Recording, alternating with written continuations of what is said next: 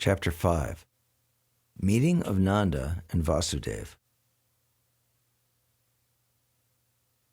Although Krishna was the real son of Vasudeva and Devaki, because of Kamsa's atrocious activities, Vasudeva could not enjoy the birth ceremony of his son. But Nanda Maharaj, the foster father, celebrated the birth ceremony of Krishna very joyfully. The next day, it was declared that a male child was born of Yashoda.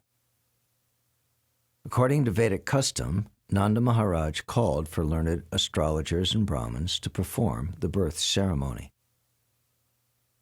After the birth of a child, the astrologers calculate the moment of the birth and make a horoscope of the child's future life. Another ceremony takes place after the birth of the child. The family members take baths, cleanse themselves, and decorate themselves with ornaments and garlands. Then they come before the child and the astrologer to hear of the future life of the child. Nanda Maharaj and other members of the family dressed and sat down in front of the birthplace. All the Brahmins who were assembled there on this occasion chanted auspicious mantras according to the rituals, while the astrologers performed the birth ceremony. All the demigods are also worshipped on this occasion, as well as the forefathers of the family. Nanda Maharaj distributed 200,000 well-decorated, dressed, and ornamented cows to the Brahmins. He not only gave cows in charity, but hills of grains, decorated with golden bordered garments and many ornaments. In the material world, we possess riches and wealth in many ways, but sometimes not in very honest and pious ways, because that is the nature of accumulating wealth. According to Vedic injunction, therefore, such wealth should be purified by giving cows and gold in charity to the Brahmins. A newborn child is also purified by giving grains in charity to the Brahmins. In this material world, it is to be understood that we are always living in a contaminated state. We therefore have to purify the duration of our lives, our possession of wealth, and ourselves. The duration of life is purified by taking daily bath and cleansing the body inside and outside, and accepting the 10 kinds of purificatory processes. By austerities, by worship of the Lord, and by distribution of charity, we can purify the possession of wealth. We can purify ourselves by studying the Vedas, by striving for self-realization, and by understanding the supreme absolute truth. It is therefore stated in the Vedic literature that by birth everyone is born a Shudra, and by accepting the purificatory process one becomes twice born. By studies of the Vedas, one can become Vipra, which is the preliminary qualification for becoming a Brahmin.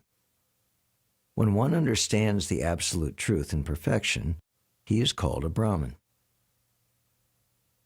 And when the Brahmin reaches further perfection, he becomes a Vaishnav, or a devotee. In that ceremony, all the Brahmins assembled began to chant different kinds of Vedic mantras to invoke all good fortune for the child. There are different kinds of chanting known as Sutta, Magadha, Bandi, and Virudavali. Along with this chanting of mantras and songs, bugles and kettle drums sounded outside the house. On this occasion, the joyous vibrations could be heard in all the pasturing grounds and all the houses. Within and outside of the houses, there were varieties of artistic paintings, done with rice pulp, and scented water was sprinkled everywhere, even on the roads and streets. Ceilings and roofs were decorated with different kinds of flags, festoons, and green leaves. The gates were made of green leaves and flowers. All the cows, bulls, and calves were smeared with a mixture of oil and turmeric and painted with minerals like red oxide, yellow clay, and manganese. They wore garlands of peacock feathers and were covered with nice colored dresses and gold necklaces. When all the ecstatic cowherd men heard that Nanda Maharaj, father of Krishna, was celebrating the birth ceremony of his son, they became spontaneously joyful. They dressed themselves with very costly garments and ornamented their bodies with different kinds of earrings and necklaces and wore great turbans on their heads. After dressing themselves in this gorgeous way, they took various kinds of presentations and thus approached the house of Nanda Maharaj. As soon as they heard that Mother Yashoda had given birth to a child, all the cowherd women became overwhelmed with joy, and they also dressed themselves with various kinds of costly garments and ornaments and smeared scented cosmetics on their bodies. As the dust of the lotus flower exhibits the exquisite beauty of the flower, all the gopis, cowherd girls, applied the dust of kumkum on their lotus-like faces. These beautiful gopis took their different presentations and very soon reached the house of Maharaj Nanda. Overburdened with their heavy hips and swollen breasts, the gopis could not proceed very quickly towards the house of Nanda Maharaj. But out of ecstatic love for Krishna, they began to proceed as quickly as possible. Their ears were decorated with pearl rings. Their necks were decorated with jewel padlocks. Their lips and eyes were decorated with different kinds of lipstick and ointment, and their hands were decorated with nice golden bangles. As they were very hastily passing over the stone road, the flower garlands which were decorating their bodies fell to the ground, and it appeared that a shower of flowers was falling from the sky. From the movement of the different kinds of ornaments on their bodies, they were looking still more beautiful. In this way, they all reached the house of Nanda Yashoda and blessed the child. "Dear child, you live long just to protect us." While they were blessing child Krishna in this way, they offered a mixture of turmeric powder with oil, yogurt, milk, and water. They not only sprinkled this mixture on the body of child Krishna, but on all other persons who were present there. Also on that auspicious occasion, there were different bands of expert musicians playing. When the cowherd men saw the pastimes of the cowherd women, they became very joyful, and in response they also began to throw yogurt, milk, clarified butter, and water upon the bodies of the gopis. Then both parties began to throw butter on each other's bodies. Nanda Maharaj was also very happy to see the pastimes of the cowherd men and women, and he became very liberal in giving charity to the different singers who were assembled there. Some singers were reciting great verses from the Upanishads and Puranas. Some were glorifying the family ancestors, and some were singing very sweet songs. There were also many learned Brahmins present, and Nanda Maharaj, being very satisfied on this occasion, began to give them different kinds of garments, ornaments, and cows in charity. It is very important to note in this connection how wealthy the inhabitants of Vrindavan were simply by raising cows. All the cowherd men belonged to the Vaishya community, and their business was to protect the cows and cultivate crops. By their dress and ornaments and by their behavior, it appears that although they were in a small village, they still were rich in material possessions. They possessed such an abundance of various kinds of milk products that they were throwing butter lavishly on each other's bodies without restriction. Their wealth was in milk, yogurt, clarified butter, and many other milk products. And by trading their agricultural products, they were rich in various kinds of jewelry, ornaments, and costly dresses. Not only did they possess all these things, but they could give them away in charity, as did Nanda Maharaj. Thus Nanda Maharaj, the foster father of Lord Krishna, began to satisfy the desires of all the men assembled there. He respectfully received them and gave them in charity whatever they desired. The learned Brahmins, who had no other source of income, were completely dependent on the Vaishya and Kshatriya communities for their maintenance, and they received gifts on such festive occasions as birthdays, marriages, etc. While Nanda Maharaj was worshipping Lord Vishnu on this occasion and was trying to satisfy all the people there, his only desire was that the newborn child Krishna would be happy. Nanda Maharaj had no knowledge that this child was the origin of Vishnu, but he was praying to Lord Vishnu to protect him. Rohini Devi, mother of Balaram, was the most fortunate wife of Vasudeva. She was away from her husband, yet, just to congratulate Maharaj Nanda on the occasion of the birth ceremony of his son, Krishna, she dressed herself very nicely. Wearing a garland, a necklace, and other bodily ornaments, she appeared on the scene and moved hither and thither. According to the Vedic system, a woman whose husband is not at home does not dress herself very nicely. But although Rohini's husband was away, she still dressed herself on this occasion. From the opulence of the birth ceremony of Krishna, it is very clear that at that time, Vrindavan was rich in every respect. Because Lord Krishna took birth in the house of King Nanda and Mother Yashoda, the goddess of fortune was obliged to manifest her opulences in Vrindavan. It appeared that Vrindavan had already become a site for the pastimes of the goddess of fortune. After the birth ceremony, Nanda Maharaj decided to go to Mathura to pay the annual tax to the government of Kamsa. Before leaving, he called for the able cowherd men of the village and asked them to take care of Vrindavan in his absence.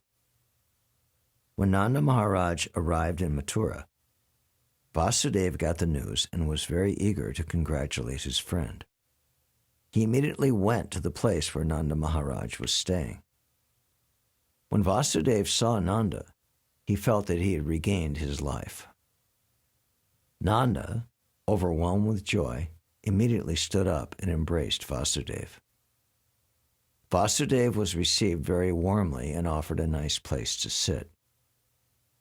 At that time, Vasudeva was anxious about his two sons who had been put under the protection of Nanda without Nanda's knowledge. With great anxiety, Vasudeva inquired about them. Both Balaram and Krishna were the sons of Vasudeva. Balaram was transferred to the womb of Rohini, Vasudeva's own wife, but Rohini was kept under the protection of Nanda Maharaj. Krishna was personally delivered to Yashoda and exchanged with her daughter. Nanda Maharaj knew that Balaram was the son of Vasudeva, although he did not know that Krishna was also Vasudeva's son. But Vasudeva was aware of this fact and inquired very eagerly about Krishna and Balaram. Vasudeva then addressed him. "My dear brother, you were old enough and very anxious to beget a son, and yet you had none. Now, by the grace of the Lord, you are fortunate to have a very nice son. I think that this incident is very auspicious for you. Dear friend, I was imprisoned by Kamsa, and now I am released. Therefore, this is another birth for me. I had no hope of seeing you again, but by God's grace, I can see you." Vasudeva then expressed his anxiety about Krishna. Krishna was sent incognito to the bed of Mother Yashoda, and after very pompously celebrating his birth ceremony, Nanda went to Mathura. So Vasudeva was very pleased and said, "This is a new birth for me." He never expected that Krishna would live because all his other sons were killed by Kamsa. Vasudeva continued, "My dear friend, it is very difficult for us to live together. Although we have our family and relatives, sons and daughters, by nature's way, we are generally separated from one another. The reason for this is that every living entity appears on this earth under different pressures of fruitive activities. Although they assemble together, there is no certainty of their remaining together for a long time. According to one's fruitive activities, one has to act differently and thereby be separated. For example, many plants and creepers are floating on the waves of the ocean. Sometimes they come together and sometimes they separate forever. One plant goes one way and another plant goes another. Similarly, our family assembly may be very nice while we are living together, but after some time, in the course of the waves of time, we are separated. The purport of this expression by Vasudeva is this: although he had had 8 sons born in the womb of Devaki. Unfortunately, they were all gone. He could not even keep his one son Krishna with him. Vasudeva was feeling his separation, but he could not express the real fact. "Please tell me about the welfare of Vrindavan," he said. "You have many animals. Are they happy? Are they getting sufficient grass and water? Please also let me know whether the place where you are now living is undisturbed and peaceful." This inquiry was made by Vasudeva because he was very anxious about Krishna's safety. He knew that Kamsa and his followers were trying to kill Krishna by sending various kinds of demons. They had already resolved that all children born within 10 days of the birthday of Krishna should be killed. Because Vasudeva was so anxious about Krishna, he inquired about the safety of his residents. He also inquired about Balaram and his mother Rohini, who were entrusted to the care of Nanda Maharaj. Vasudeva also reminded Nanda Maharaj that Balaram did not know his real father. "He knows you as his father, and now you have another child, Krishna, and I think you are taking very nice care for both of them." It is also significant that Vasudeva inquired about the welfare of Nanda Maharaj's animals. The animals, and especially the cows, were protected exactly in the manner of one's children. Vasudeva was a Kshatriya, and Nanda Maharaj was a Vaishya. It is the duty of the Kshatriya to give protection to the citizens of mankind, and it is the duty of the Vaishyas to give protection to the cows. The cows are as important as the citizens. Just as the human citizens should be given all kinds of protection, so the cows also should be given full protection. Vasudeva continued to say that the maintenance of religious principles, economic development, and the satisfactory execution of meeting the demands of the senses depend on cooperation among relatives, nations, and all humanity. Therefore, it is everyone's duty to see that his fellow citizens and the cows are not put into difficulty. One should see to the peace and comfort of his fellow man and the animals. The development of religious principles, economic development, and sense gratification can then be achieved without difficulty. Vasudeva expressed his sorrow due to not being able to give protection to his own sons born of Devaki. He was thinking that religious principles, economic development, and the satisfaction of the senses were therefore all lost. On hearing this, Nanda Maharaj replied, "My dear Vasudeva, I know that you are very much aggrieved because the cruel King Kamsa has killed all your sons born of Devaki. Although the last child was a daughter, Kamsa could not kill her, and she has entered into the celestial planets. My dear friend, do not be aggrieved. We are all being controlled by our past unseen activities. Everyone is subjected to his past deeds, and one who is conversant with the philosophy of karma and its reaction is a man in knowledge. Such a person will not be aggrieved at any incident, happy or miserable." Vasudeva then replied, "My dear Nanda, if you have already paid the government taxes, then return soon to your place, because I think there may be some disturbances in Gokula." After the friendly conversation between Nanda Maharaj and Vasudeva, Vasudeva returned to his home.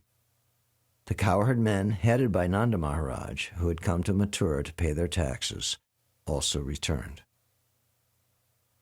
Thus ends the Bhaktivedanta purport of the 5th chapter of Krishna, Meeting of Nanda and Vasudeva.